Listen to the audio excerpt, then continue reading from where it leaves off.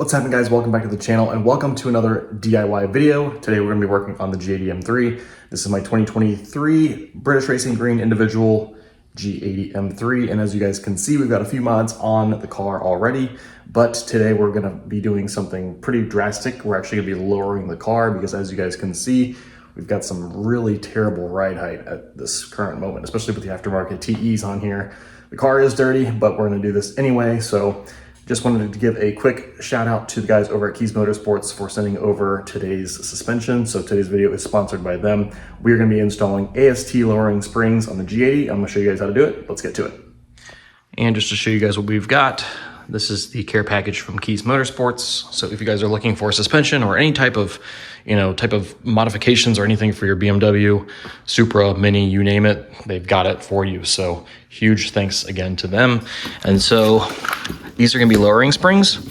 If you guys weren't aware, this is my second G80 M3 actually, and I decided to go with a different suspension setup on this car. So the last car, my blue one, we actually did KW HAS, the height adjustable springs.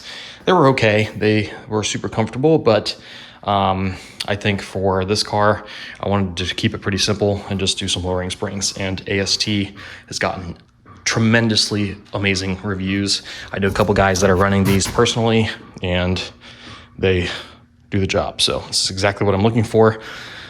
So here is a front, and here is a rear, just so you guys can see what they look like.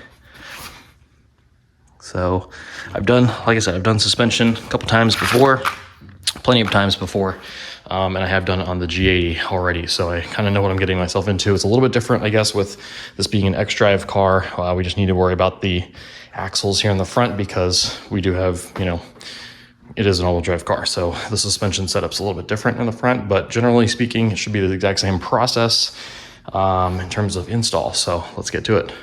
And like I said, I've got several friends that have ran this setup before, and it's quality parts. I mean, it's AST is owned by Moton, so really known companies. And if you guys are wondering, I have had a lot of different suspension setups in my time. So why am I going lowering springs? So why am I going lowering springs? Well, it all just depends on what you're wanting to do with the car. So you may be asking, you've got this $100,000 car, why aren't you putting like Öhlins or KW V3s or some sort of really high-end coilover onto the car, as opposed to some, much cheaper version, lowering springs. And in my opinion, so I've had a ton of different suspension setups over the years, different cars. I've ran coilovers, I've ran air suspension, I've ran countless lowering springs, and just for what I use the car for, which is daily driving, some spirited driving on back roads, things like that, I don't do any track. It just makes more sense for me to do lowering springs. And like I mentioned before, I've had KW HAS on my last G80 M3, which is the height adjustable springs. I could have gone that route again, but I honestly, when you have adjustable springs like that, you really aren't adjusting the springs ever. Same thing with coilovers. It's kind of like you set it once, you get the right height you want, and you leave it. You pretty much never touch it. It is nice to have that ability to adjust things if you do track, or if you have tons of different sets of wheels that are all different widths and different setups and things like that. So like in those scenarios, it makes sense. But for me, I pretty much keep things within a similar spec in terms of wheels and tires. And so it just makes more sense for me to go AST springs on here. And H&R is also a really good option. I've used H&R springs in the past as well, but wanted to try AST this time around. So here we are. And if you guys have been followers of the channel for a while, then again, you'll know that I did have a suspension video already for the KW HAS that I had on my last G80. So why am I making another video? To be honest with you, there just isn't a ton of suspension DIY content out there. There's a bunch of junk on YouTube about like, oh, I lowered my car. It's a matter of those dudes just literally driving to some shop, dropping it off and picking it up. Like, it's not helpful. Additionally, there are a couple videos that I've seen that, shops maybe have done some videos, but it's all cinematic and you really just don't get a sense of what is going on and, what size sockets you need or parts that you need, that sort of thing. So wanted to make another video, especially because we are doing a different suspension setup than we did with the KWs. figured I'd take you guys along for the ride, and obviously I'm just trying to build more content and you know, provide the community with some better content that's useful. So anyway, let's get to it. All right guys, so as you guys can see, I am incredibly sweaty. I went ahead and did the passenger front off of camera just to make sure I didn't have any hiccups or anything like that. And as I expected, pretty easy, just kind of time consuming, and I am doing it all completely by myself. So it is a little easier if you've got a second set of hands, but if not, it's still totally doable. Just some helpful hints here. I will tell you that it's probably good to have two sets of jacks, one to actually jack the car up, and then a second jack in order to kind of raise the suspension up in the air, you know, as you're kind of doing this, because if you're only doing this by yourself, it's gonna be pretty hard for you to hold things up and screw things in at the top. Additionally, I did rent a spring compressor from AutoZone, so wasn't sure if I was gonna use it this time. I did last time. I have done that way on multiple other installs, but I wanted to try a different tactic on the passenger side, and I think I'm gonna do that here on the front as well. Instead of pulling the entire strut and spring completely out and then using a spring compressor to take it off, basically what I did was I left the strut in there, I unbolted everything from the top, and I just let it naturally release itself. So I didn't actually use the spring compressor. I do have a plethora of tools on the floor here that I will show you here in a second, just so you have an idea of what you're kind of getting into, and these are kind of the tools that you're going to need in order to do this install yourself. So let me show you guys what we got. If you plan to do this in your garage, you're obviously going to need a jack. Like I mentioned, 2 jacks would be ideal. You're gonna need ample lighting. I've got really great lighting here in the garage, but when you're in the wheel well deep in there like that, you might wanna have some sort of light. I've got some blocks of wood here just to help hold the suspension when I lower everything, just so it's not dangling, hitting the ground. I've got a nice large impact here with a socket for my wheels, so this stuff goes for that. But I've got also this smaller one here just to help make my life a little easier. I've got a hammer here just to hammer out any bolts. I've got a couple trim tools. As you guys can see, I've got multiple size ratchets here. I also have a 5/16 wrench because I didn't have a 16-inch or 16 millimeter, so 5/8 will work as well. You also need one of these angled 10 mils. This is for the top. I'll show you all this when I get going here. You're gonna need one of these open-ended kind of sockets, also for the top, 18 millimeter. You'll see that I've also got a T30. I also have an external Torx right here. This is going to be an E14. Got a couple extensions. This is a spindle spreader tool. So again, if you wanted to spread the spindle and pull the entire strut and you know, the entire strut assembly with the spring all out together, then you would need this. But again, I didn't do it that way. So depending on how you want to do it, you could use one of those.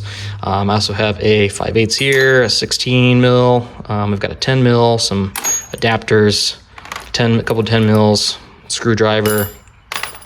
This is a 16 millimeter. Little hammer. I think I've mentioned everything else.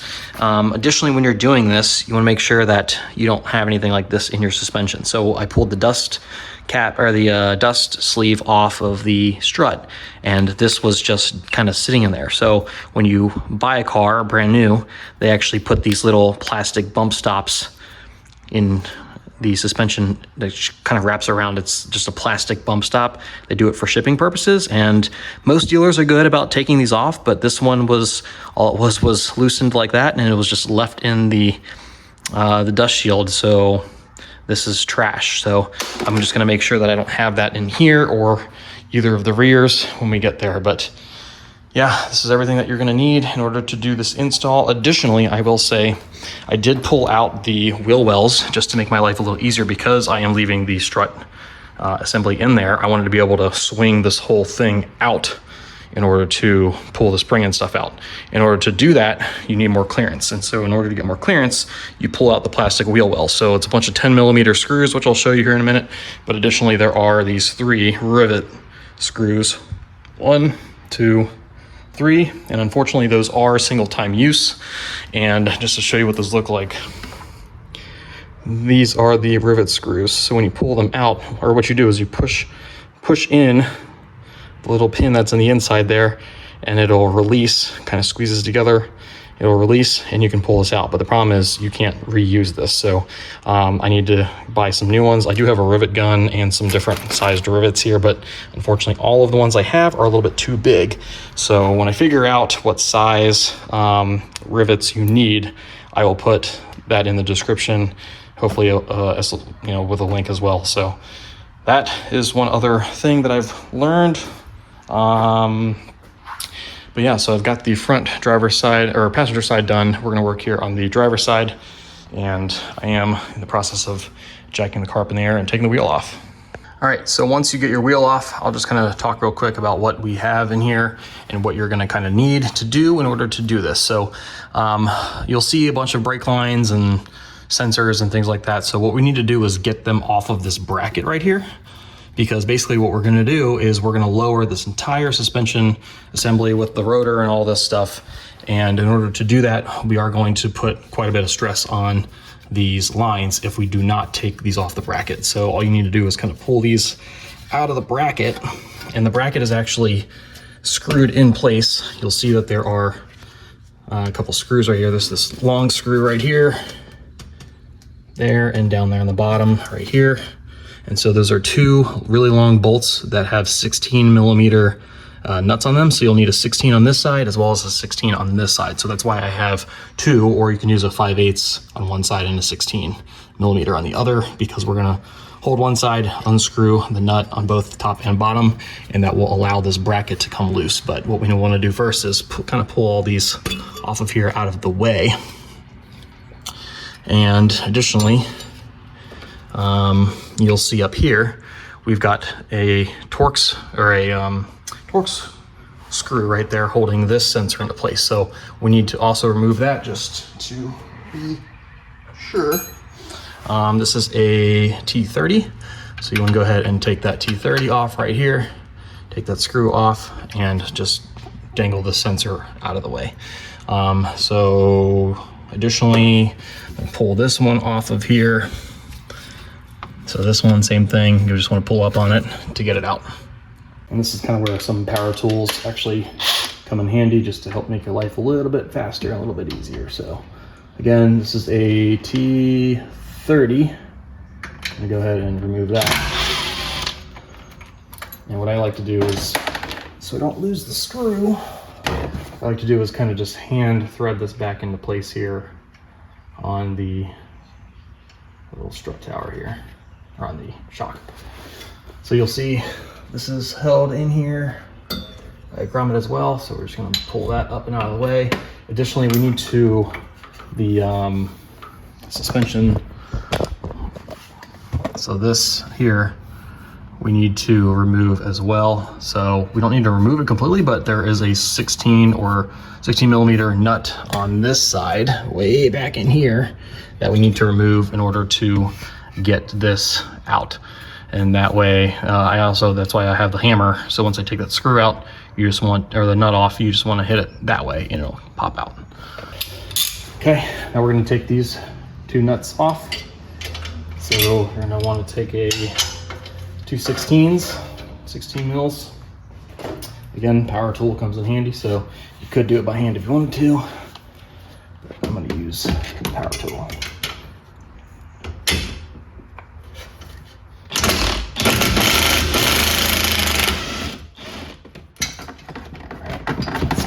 Loose. Same thing here on the bottom, if I can get it in there.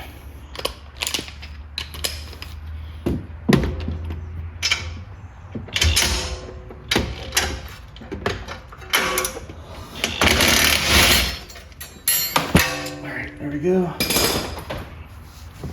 And then you'll see that these go together, so put that to the side, don't lose it. Same thing here on this one. And then you'll see that the whole bracket is released when we remove those two. We got those two out. So again, if you wanted to pull the entire assembly out, this is when you would take the spindle spreader and put it back here, right in between. Let's see here. Hopefully I get the angle here. You can kind of see that this goes literally in between right here, And what you would do is turn this sideways. And when you rotate it, it'll actually spread open the spindle and release the actual strut. But since I'm leaving it here in the knuckle, I'm gonna leave all this together. We did remove the 16 nuts, or those bolts obviously, but that is in order for us to get that bracket off to swing this whole thing out. So at this point, I'm going to remove this 16 up here in order to get this tie rod or this tie rod bolt out of there.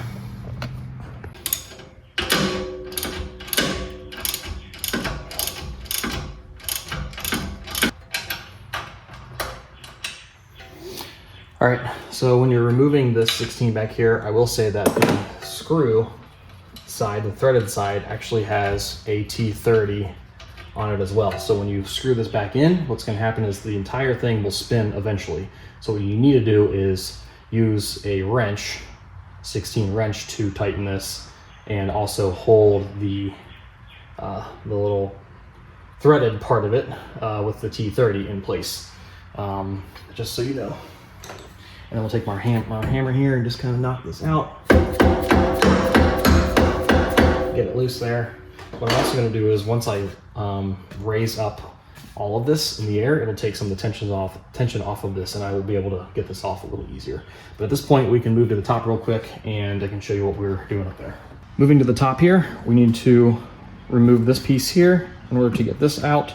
So turn this little unlock right here, and this will pull up and out. And there are two of these little feet right here that slide in here for when you put it back in, just so you know. And then additionally, you'll see that there are a couple of these little screws right here, or little plastic clips, one here, 2, 3. So you can use a flathead or a trim tool.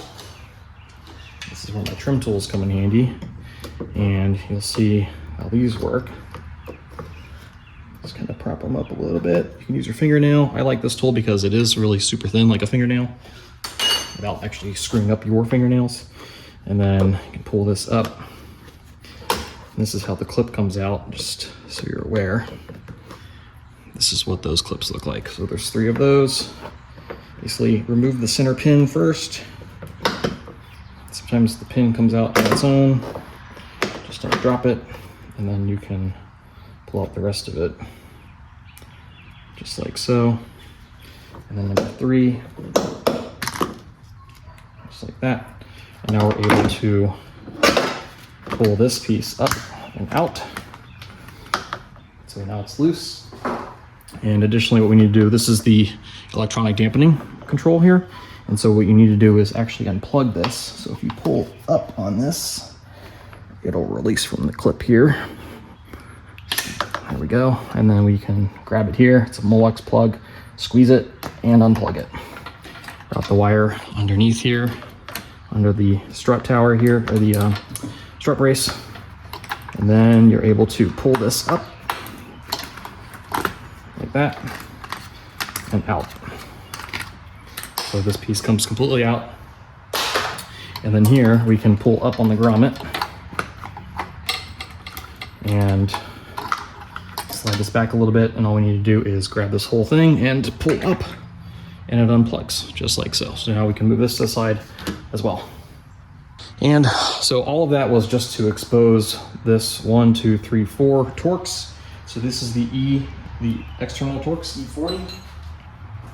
So, or I'm sorry, E14. So this will fit right onto here. So these are what is holding the actual strut up into place. But again, what I would like to do here, and what I did on the other side, if you don't want to use a spring compressor, you can actually unscrew the top hat right here. So basically, this is where your 2 tools come in handy. This 18mm open-ended right here, as well as this wrench that has this angle on it. This is a 10. And so what we're gonna do, so basically what I'm gonna do here is put this 18 on. This fits right on in there. All right, so this didn't come out like it was supposed to. This actually belongs on this piece right here. So just, normally it comes out with it, but sometimes, I guess in this situation, it did not. So if that happens, just so you know, that might need to be pulled off on its own. But now we have access to put our 18 mil open end right here. And then we're going to take our 10 on this side and hold this down. Because basically if you unscrew this entire thing will start spinning. So you need to hold onto this and then unscrew here from the top.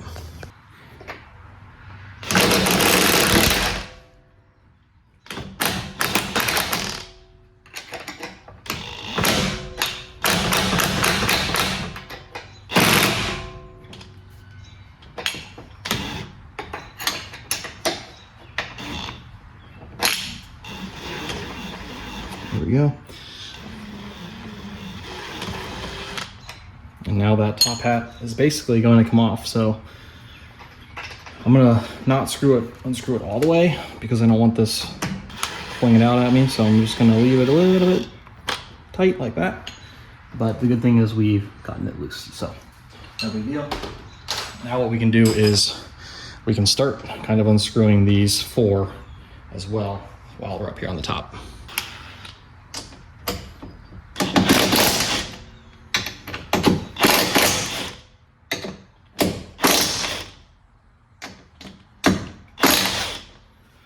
All right, so I am not gonna take them completely out because I'm not totally ready to let this thing drop.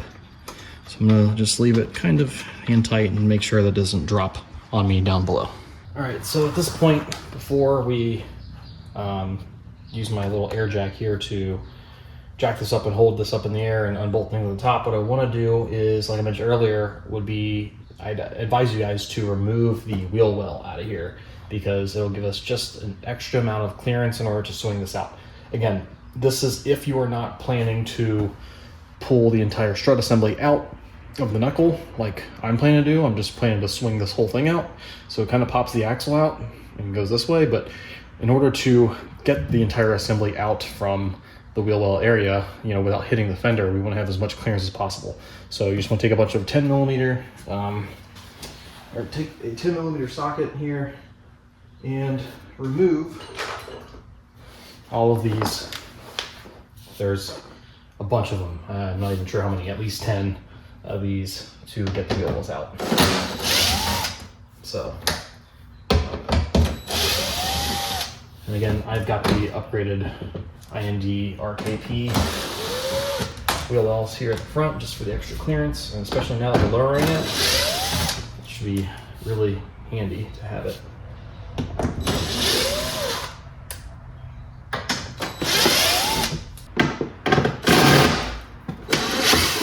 So just going to take a little flathead or a little Phillips head screwdriver, poke this in here so you can hear it click.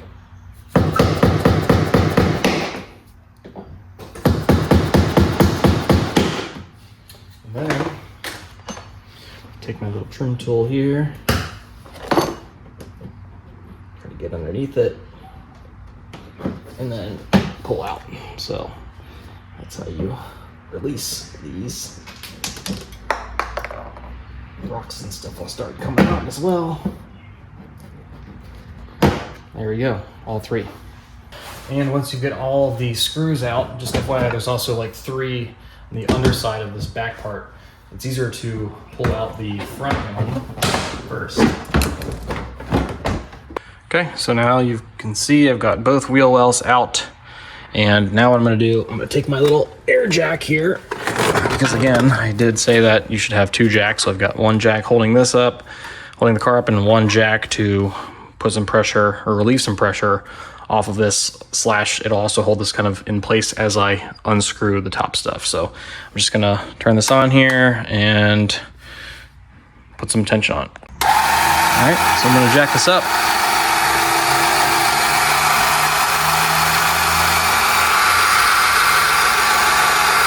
Compressing the spring up there. Don't want to go too high because we don't want to take it off of the floor jack here.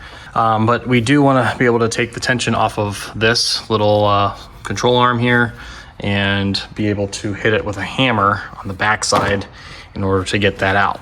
So I'm going to try to do that now. All right, so as you guys can see, I hammered it out. So this is what it looks like. And just so you are aware of what I was speaking to earlier, where I was saying that when you screw this back in, this part actually will spin. So it'll spin inside of here. So that's why you have to stick a T30 Torx right in here to hold it into place while you spin the nut back on and tighten it down. So that's what I was mentioning earlier. So now that this is released here from the strut, we don't need to remove it from the bottom. We just need to move that out of the way. Now we are ready to unscrew from the top. And so we've got tension on the spring here. So I'm basically using my air jack here as a way to compress the spring without having to use my spring compressor. But if you needed to and you felt safer, you could easily do it that way. But the good thing is we've already got the top pretty much unscrewed at this point. Moving back on top here, I'm gonna go ahead and remove all 4 of these now at this point. And they are already loosened from earlier. So I'm just going to take this off, and we should be able to lower my jack and also pull the top hat off. Additionally, you saw earlier that I did leave the top hat here a little bit tight. So at this point, I'm gonna go ahead and remove that 18mm nut.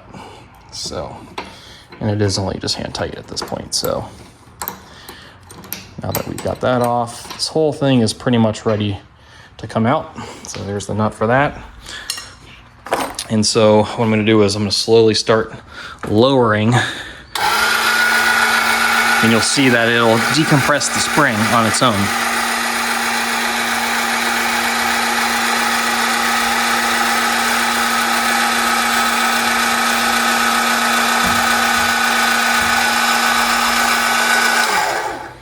All right, so that's as far as my jack will go. So I'm gonna basically manhandle this up and pull this out and put my blocks of wood underneath. All right, so I went ahead and jacked the car up so that you can see that we're loose here at this point. And I'm just gonna manhandle this and lift this up, back out of the way, and put some wood underneath. Instead, I'm gonna let it drop as well a little bit. So it'll also, because this is an X drive, it may pop out of the axle here as well, which is totally fine. But I want to be able to get my top hat off of here. All right, so top hat. And we didn't have to use a spring compressor. Now what I'm gonna do is make sure I'm lined up here. Okay. And then I'm gonna lower this and swing this out. You'll feel it come out of the axle a little bit, but that's totally okay. And then I have to pull one of these. Yep. Let it drop a little bit. You feel it come out of the axle. Just like so. And then we can pull the spring out. Just watch out for your fender. So hopefully you guys could see all that, but you just want to make sure you don't hit your fender here, and that's why it kind of pulls out of the axle. You'll feel it, but it's easy to go back in. So additionally, you don't make sure you don't have any stress on any of these lines, and that's where the wood comes in handy because it's basically holding everything up at this point.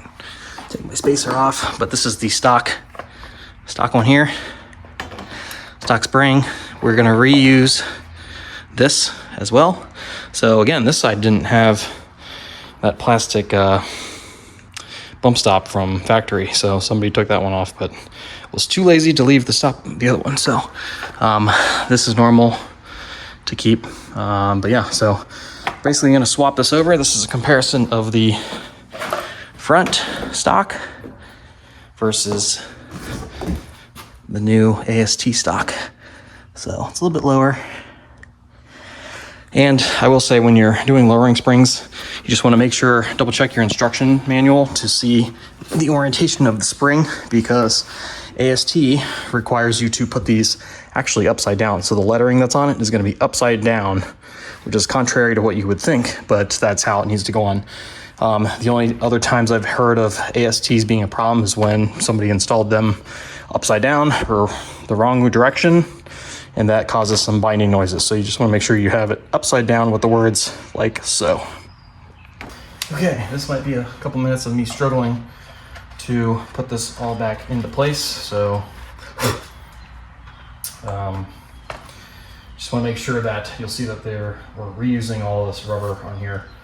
Basically what we're going to do is make sure there's a stop right here. This is where the end of the spring goes. So once this goes on, this needs to touch this. And same thing with the top. When you reinstall your dust shield here, it needs to go in a way that it's, let's see, stopping in the right spot, which will be here.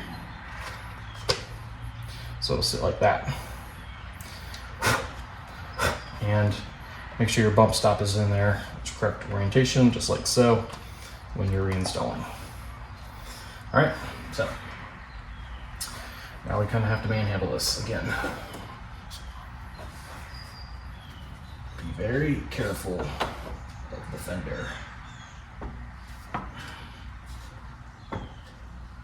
And any brake lines or anything like that.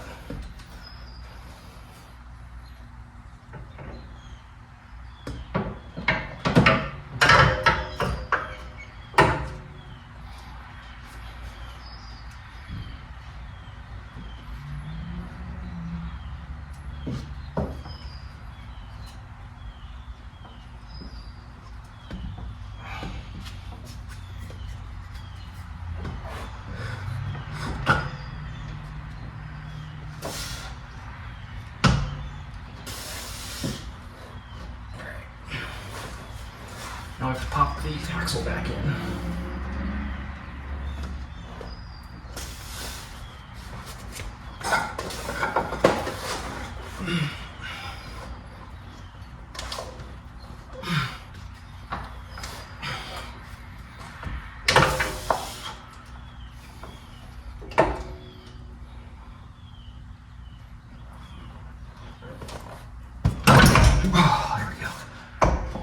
Feel it pop back in, obviously. And then I'm gonna put my blocks here again. Before we go any further, what I wanna do is put my top hat back on. I'm gonna do that from the top, actually. So I'll feed this up into place real quick and put a couple screws in the top.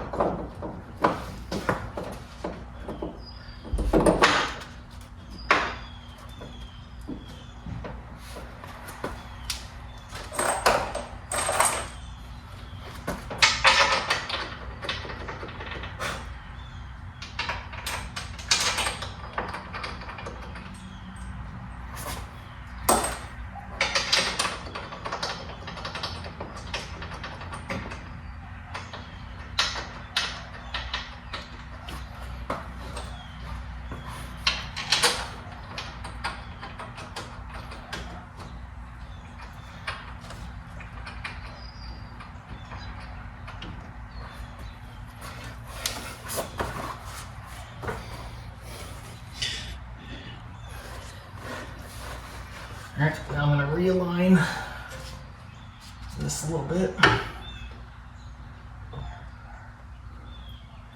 Make sure your spring's seated where it needs to sit.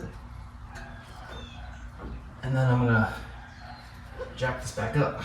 So what I'm going to do is actually put my air jack back underneath here.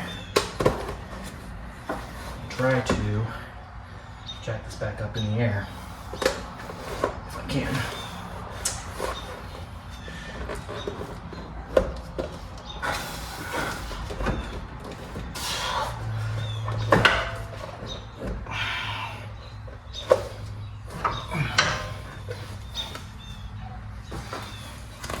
Before I do that, I'm going to line this up, make sure it's underneath where it's supposed to go, which it's not at the moment.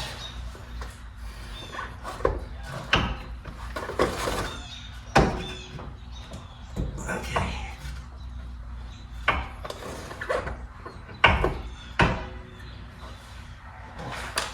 All right.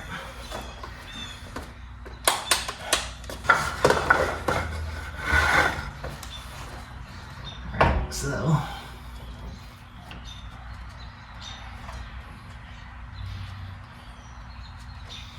make sure this goes up in the right spot.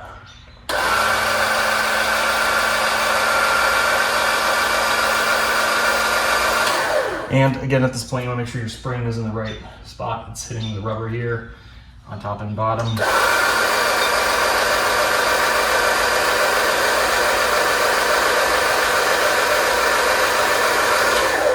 Okay, and then I'm going to check the top. See where I'm at here. Okay, so it's going through the hole, which is good.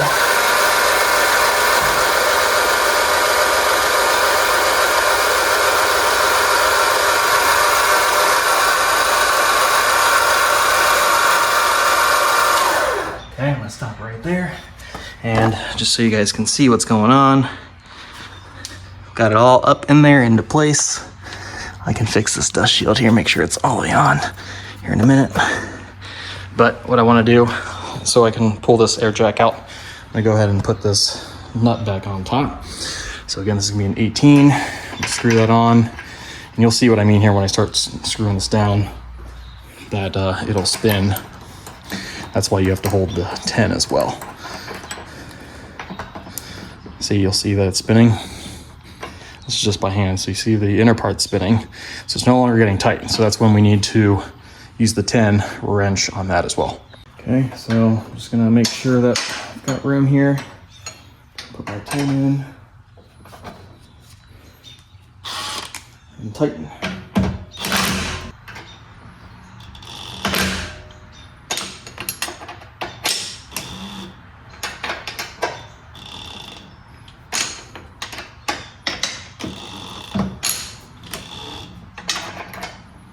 Slow and steady.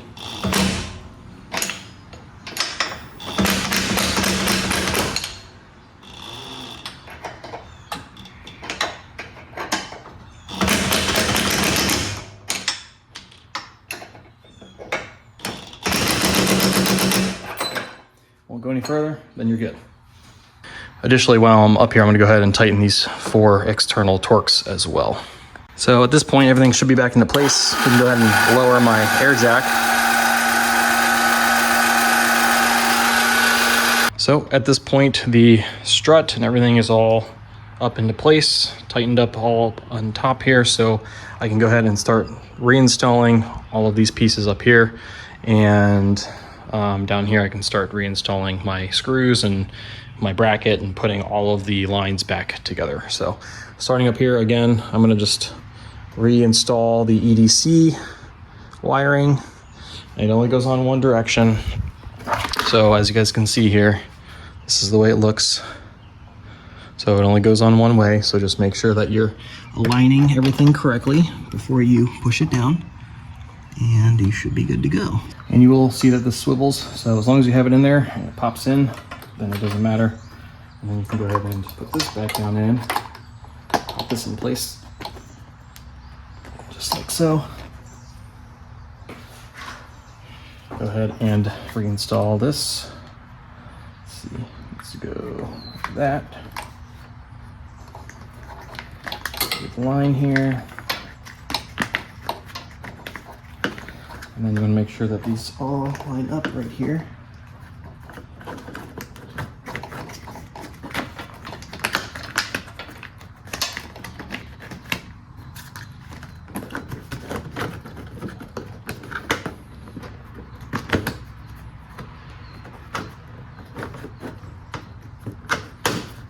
Okay, put this back through underneath and reinstall, plug this back in, put that back down just like that. This is all good to go right here.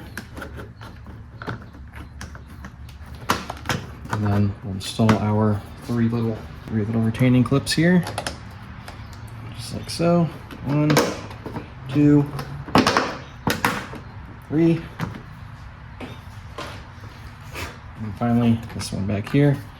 Put the legs in first. Drop it down. Turn. And we'll lock into place. So we are finalized here on the top. Moving back down here to the bottom, we're going to go ahead and reinstall everything. Reinstall our bracket. Make sure that this is up and positioned where it needs to go again, which is back here. So make sure that you've got it all lined up the same way that it was before. So it should be like this. And then we're gonna go ahead and put our long bolts through with the 16s on both sides and then button everything up. And before you put your second jack away, what I forgot to mention was we need to reinstall this as well. So as you guys can see, it's way off. So what we need to do is actually jack this back up and compress the spring back up into the house or into the wheel well there, and that'll allow us to realign this and put the bolt back through.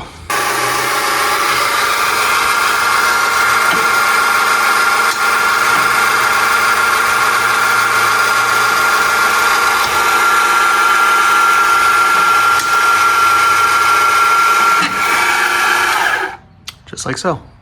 Okay, so that one's nice and tight. So same thing as I mentioned before, you'll have to use the Torx to hold this down and then use an open-end wrench to tighten it and hold it down.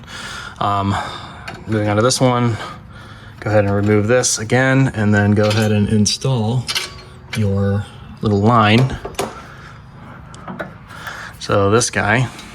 So of course my camera died here at the end, but pretty easy to figure out how to put everything back together. I mean, you can follow the instructions from the very beginning of the video on how to put everything back together. When it comes to these lines, it's pretty obvious where they all go.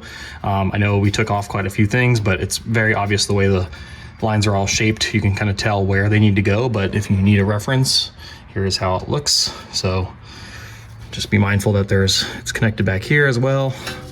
Everything's nice and back into place. And I'd say the longest part of this install is probably removing the wheel wells and putting them back on, making sure everything's realigned. So as you guys can see, everything is back together. Got all of our wheel wells back in, everything's tightened down. This is tightened. The 16 nuts down here, with the long screws are all tightened. Everything's all good to go. And our spring is still sitting in place, which is perfect, exactly where we need it to go. And everything, again, is tightened on the top. So at this point, we can put the wheel back on, lower the car, and I'd say the front is a wrap. All right, guys, that wraps up for the front install for the AST springs. I'm gonna break this video up probably into 2 sections because this is probably a long one for the front. So I will come back and do a part 2 of the rear suspension, and then at the very end of that video, you'll see what the final outcome looks like. And just FYI, you want to give it maybe a week or so for this to settle, and then consider getting an alignment. Typically, when you mess with suspension, you do want to check your alignment specs and make sure that your camber is not off and things like that. So overall, pretty simple process, and just time consuming, and got to put some of that, elbow grease in to get things done. So anyway, stay tuned for part 2 of the video. If you guys have any comments, questions, or concerns about how to install the front, please let me know in the comments below. Otherwise, we'll see you guys on the next video. Take care. Thanks for watching.